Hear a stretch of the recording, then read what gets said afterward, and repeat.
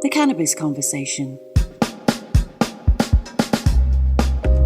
A European perspective on the emerging legal cannabis industry.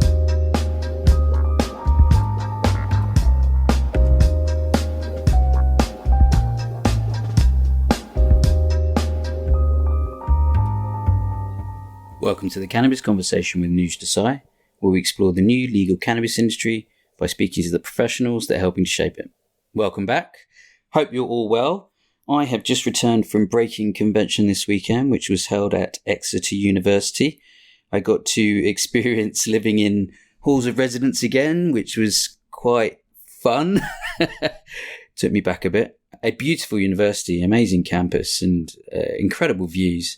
It has to be one of the best conferences I've been to, actually. It was 3 days of brilliant fun and super informative and great people. I'm lucky enough to know some of the organisers, and they really did put on a fantastic event.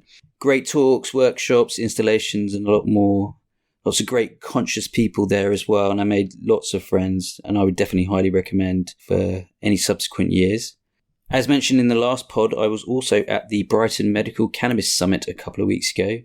This was hosted by Clark French and the team at the United Patients Alliance, who are one of the original patient advocate organisations. It was great to see a lot of old faces and meet some new ones too. Very pleased for Clark that it was a successful relaunch. However, it would have been great if there were some non-cannabis decision makers there, police or politicians.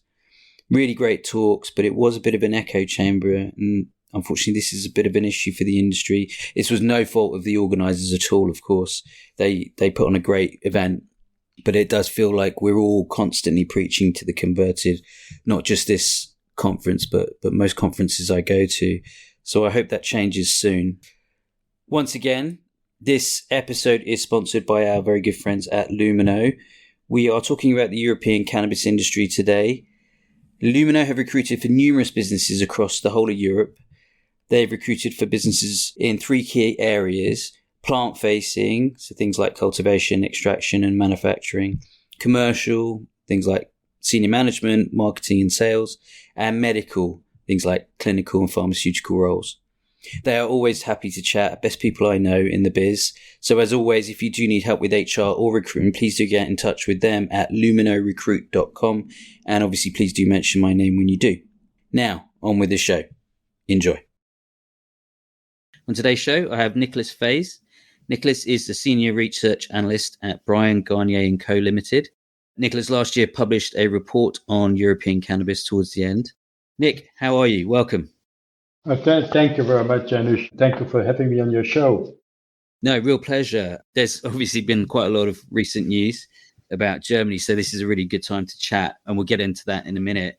We usually like to start with a bit about you and your personal story. What have you been up to, and how did you come to be working with the cannabis space? Right, so I'm a research analyst working for a good number of London-based investment banks for over 30 years. Always been active in the consumer goods space, and most of my time in alcoholic beverages. And meanwhile, I think 5 or 6 years ago, I was doing an update on Molson Coors. And at that moment in Canada, there was talk about, at the end of 2018, to legalize recreational use of cannabis.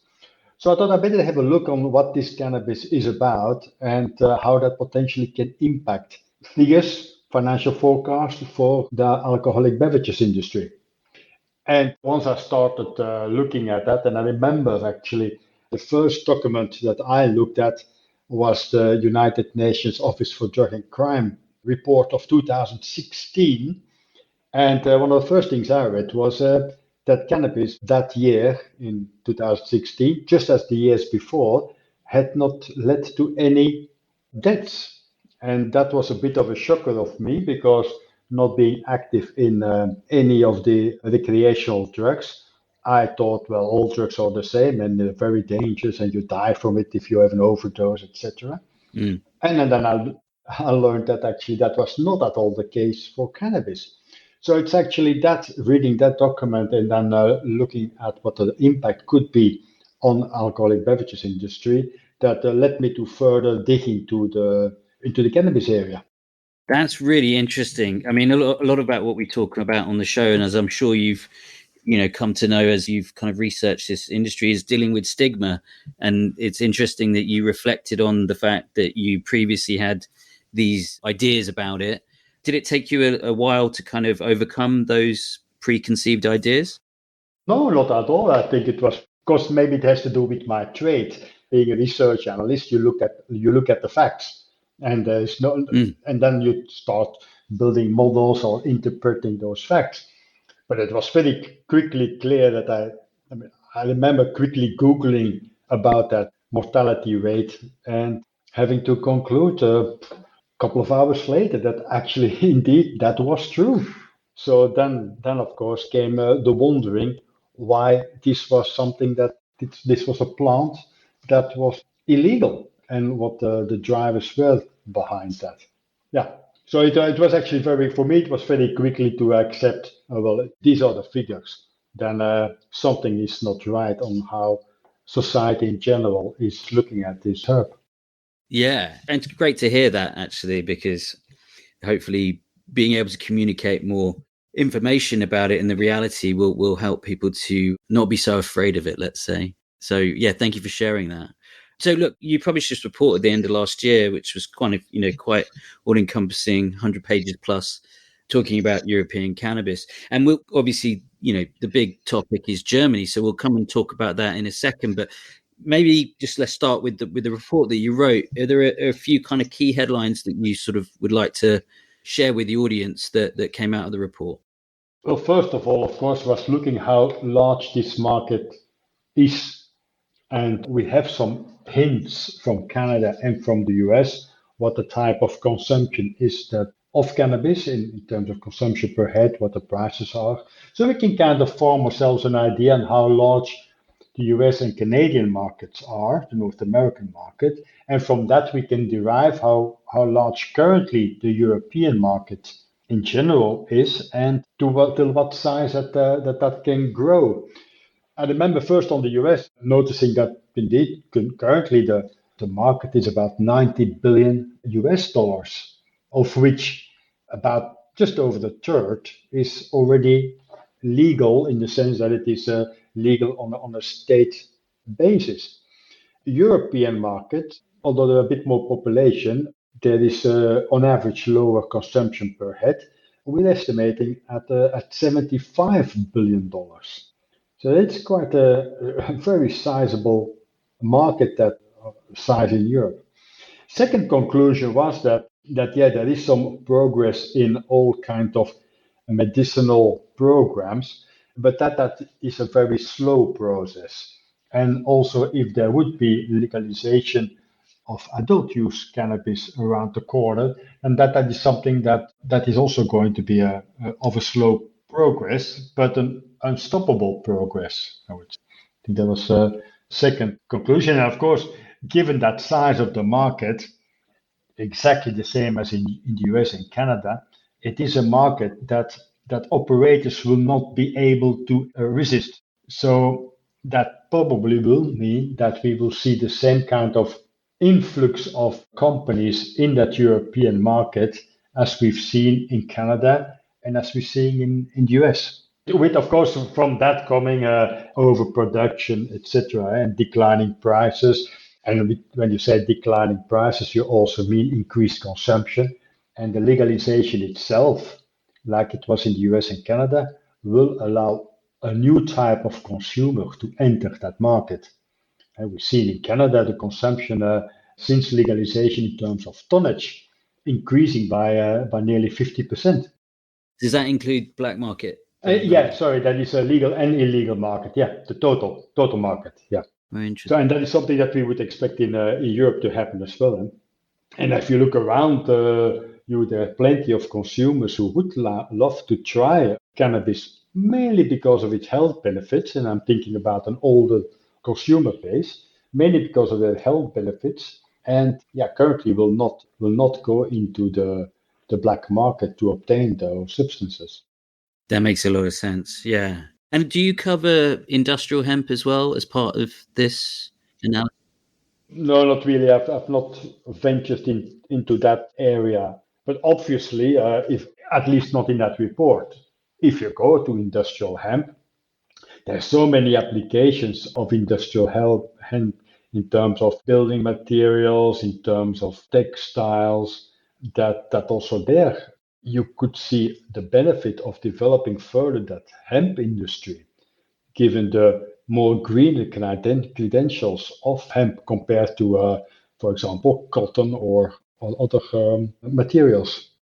Yeah, there's huge amounts there. And I guess, it is still relevant because a lot of regulators and governments, because there's a general fear around cannabis, hemp often gets caught up in that and it makes it difficult to do business in relation to industrial hemp. So a lot of this is relevant too. And so that's really good to give that context. And those numbers are huge. And also, I like that kind of analysis on the fact that with legalization, consumption is likely to go up because you're able to access markets who really wouldn't go near it right now because of its legal status. So that's very, very good context. How do you kind of view the different subsectors, particularly coming from your background of consumer goods?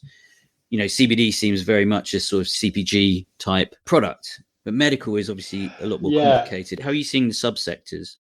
Because of the wide applications of cannabis and because of that overlap with hemp, it is a category which is not very, it's a category which is difficult to define and what the different type of uses are of this product. And I would go back to Canada, where about a quarter of all cannabis consumers say that they use cannabis purely for its medicinal purposes. A quarter of 25%, that's about 6% of all Canadians, whereas the Canadian medicinal cannabis market is only like 1% of the total, cover 1% of the population, which actually that means that 5% of the Canadians are actually using or getting hold of cannabis in the recreational market to use for medicinal purposes. So it is difficult to speak about medicinal cannabis solely looking at the official medicinal cannabis figures. But as it is defined today, there is a medicinal cannabis market in Europe, which is progressing, but with a lot of hiccups, and every single country has first to have its trial program before it actually accepts findings that already have been done in other countries. So everybody seems to want to duplicate that process. And it takes a long time to establish. Whereas at the same moment, you have, at least for medicinal cannabis, you have the number of physicians that are thinking about cannabis as a medicinal aid is very limited because their education does not allow that. And even my doctor was surprised to, my personal doctor was surprised to learn that actually doesn't kill. And yeah, I had to bring her the proof of that. And that's, well, I mean, and we cannot blame the doctors because it's the education of them that has certain shortcomings. So that medicinal cannabis market, reimbursed by authorities, is existing. And I think in Europe it's just under a ton of cannabis currently. Yeah, it's a market which is, I think, $300-400 million large in Europe. That's a market that can maybe grow to 2 billion or so potentially if medicinal cannabis is reimbursed across the different states. Yeah, and that's a market that's existing. That's a process that is much further ahead than the adult use market. With medicinal cannabis being developed, like it was in Canada, like it was in California, and like it was in many US states, there's a certain acceptance that grows and that comes with it. And the recreational adult use market needs to piggyback on that acceptance for it to develop further. Maybe a great example that is currently happening is in Israel, which I kind of look at as like a little annex to Europe, only also to make the European market more attractive, because in Israel you have a very properly well organized medicinal cannabis market, which is roughly the same size as the German one, but then with a far smaller population. which is mostly but it's not reimbursed, but it's not taxed, and which is touching about 4 or 5% of the population already. So Yeah, there's loads there. I mean, Israel is a great place, but also it has its issues. No one seems to have really kind of nailed things. And tax is a really interesting one, which we could probably dive down in a minute too. But let's talk about the big beast in the room in Europe in terms of Germany. So obviously, there's been very recent news about the kind of rescaled back plans. How are you seeing this affect your kind of forecasting, let's say, but also your general views on the prospects for this industry in Europe? it is a scale back plan that is being presented. But one could have wondered if a full blown legalization nationwide across Germany would have actually worked, because then you would have had the question about cultivation, who is going to cultivate, when are we going to start and see these cultivation programs kicking off, when will the cultivators be ready with its own homegrown cannabis, how are at the same moment retail is developing. So all these problems are actually shortcut, is that the right word? By using this gradual project approach.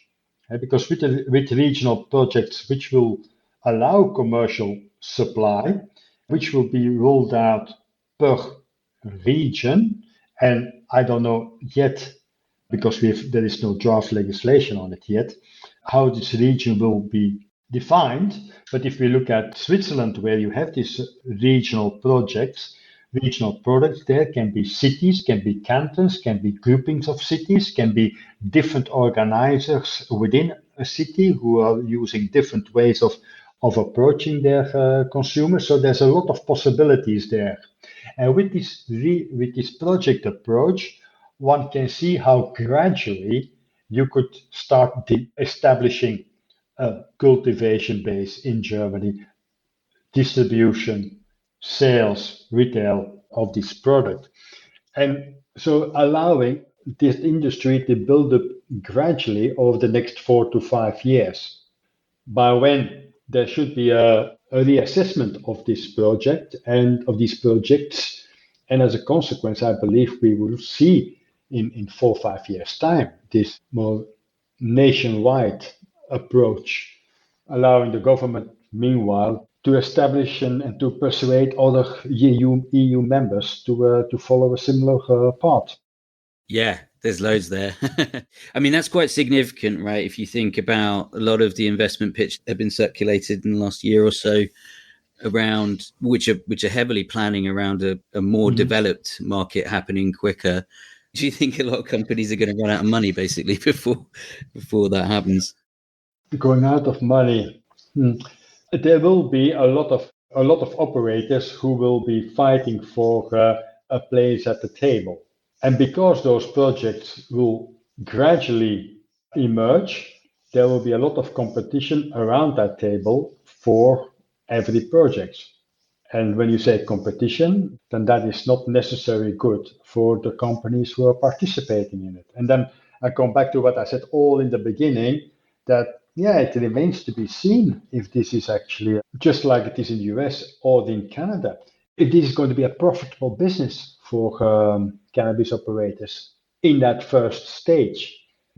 If you look at Canada, the big hurdle is that retail, wholesale, and on top of that, excise duty.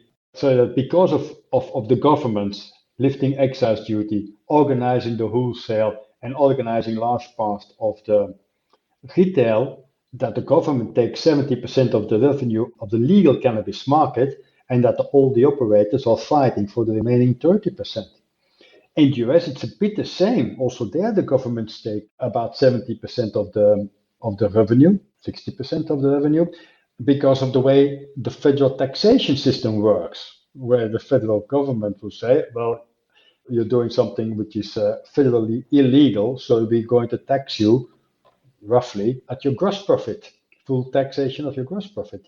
So also then you have a large part that goes to the government, and you have then the remaining operators fighting for the remaining 30-40% of revenue. If you go into these regional projects, the danger is that it develops also to that direction, with the regional authorities having to allow licenses, probably taxation and contributions for the scientific study. So that's the most negative view, but one should, as an investor, definitely start with that more negative view and take any positives, even when they come. Yeah, yeah. It gets very complicated, doesn't it? I mean, it brings up the issue of tax, which we briefly talked about earlier. And, I think Canada's has had its issues with massive overproduction. But I can't remember the last figures I read in terms of penetration of the illicit market. But I still think the illicit market is still the majority of the market in Canada. And if you look at somewhere like California, for example, which is obviously a very famous market, I think it's still, the legal market makes up about 10%, if I remember the numbers correctly. But do you think that in order to really, let's say that the aim is to usurp the illicit market, do you think this kind of needs some brave and progressive tax policies to really help businesses to establish themselves, but also to be competitive with the black market in order to move it into the legitimate market? First of all, then, I would say that the legal market in Canada is meanwhile in the last quarter of 2022 took already 72% of the total market. So after 4 years, the legal market has definitely taken a large overhand. And we're seeing that in all the US states as well, that the legal market tends to have about 50% market share after 3 years, roughly. Give and take. There are exceptions, some are going faster, some are a bit slower, but it goes fairly quickly. And that has to do with with the different elements. And one of definitely is the consumer who does not really want to be the majority of the consumer who does not really want to go into the illegal market, gets their products which he likes, but where there's absolutely no quality control, where there's always a question mark on what they actually are putting into the products, whatever way you look at it. Now, taxation is something that definitely can help. In Canada, the taxation and the share of the government was relatively high. At the same moment, you had lots of overproduction from the Canadian operators that drove down that price. But that price came down not because of the taxation, it came down because of the overproduction. So if you are the German government, or region, I would recommend them to indeed have a very low taxation, which allows the legal product to be competitive without having to recourse on that overproduction of the legal cannabis side, because that will only drive operators into difficulties in the end, like it was in Canada. After the initial boom, you see now continuously layoffs. There's the companies withdrawing from certain cities where they originally put their base. Suddenly, that local employment, which was one of the aces of that industry, is disappearing. So the same governments should be aware that that it's probably better to have a restrictive licensing setup, and at the same moment not too high taxation, especially not in the first instance. And I think actually that originally the Traffic Light Coalition in Germany also put that forward, that they were going to put a taxation level which would make the legal cannabis market competitive with the illegal market. Now, of course, they put forward so many things 6-7 months ago, and the reality in the end is slightly underwhelming. Yeah, but it's good to at least see that area is being broached, because politically, I think it's always quite difficult to deliver those things. One of the significant reasons for legalization is tax revenues, or at least that's how you sell it to people. So if don't know how politically you deliver that message, where at the beginning you don't, tax it as much or whatever, because people might get quite confused, or particularly the people that aren't in favor of doing it in the first place. But it's ultimately for the long-term benefit. Yeah, and in the short term, you have then at least the benefit of not having to devote so much time from your legal system towards punishing cannabis crimes. I think already the German, and I don't know the exact name, but the German Association of Judges came out last week and said, well, thank you very much, because we really applaud this move because it will take away a lot of work for us. It's great to hear that. It's great to hear that. I think we're a bit more conservative here in the UK, so I don't know how well that would translate over here. But hopefully, we look to Germany as hopefully leading the way. It's sort of one of the things that, and I don't know if you have an opinion on this, but one of the things I often hear is it's difficult to invest in an industry that's so reliant on regulatory change. So how are you kind of seeing that in terms of the companies and that are trying to raise investment? Yeah, I think that is absolutely true. Even today, we have no idea how the legal commercial market in Germany is going to look like. We have no idea because it will be. We have no idea. There's no draft law yet. Once there is a draft law, it will need to be interpreted and put down by and rewritten, I suppose, by local, by regional authorities to fit their purpose. So it is difficult to raise money for something that you have no idea how it is going to look like. And that's why I would say currently we do know how the German medicinal cannabis market works. So that is a way how to approach and how to continue to build a business. Now, unfortunately, many of the companies who are in the German medicinal market are only there for one purpose, that is to enter the recreational market as quickly as possible. And that, of course, Yes. is not great from a business model neither, right? So, which business do you do one thing and then actually only for the purpose of doing something else? So it kind of you're busy with something you don't really want to do, and so it is difficult. So I think looking at if you're now looking at investing in European cannabis market, I would say looking at companies who are active in the medicinal cannabis market and who see that as their main purpose of being.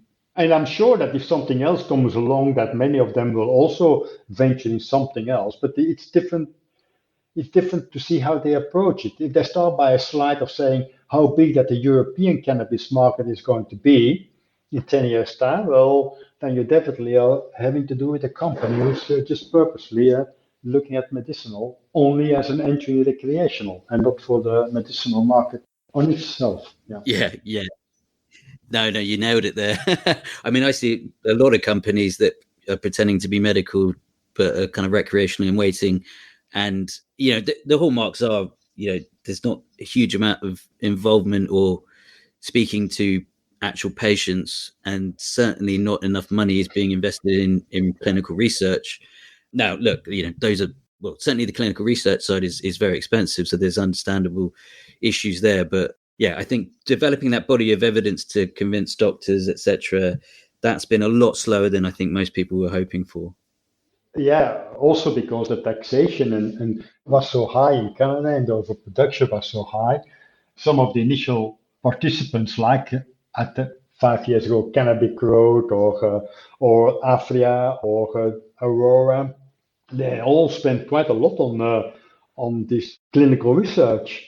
But that, of course, has diminished as funds dried up and money was moved to their recreational efforts, which in many instances did not pay for itself neither. So it's difficult. It has been difficult, but still, I mean, it's not.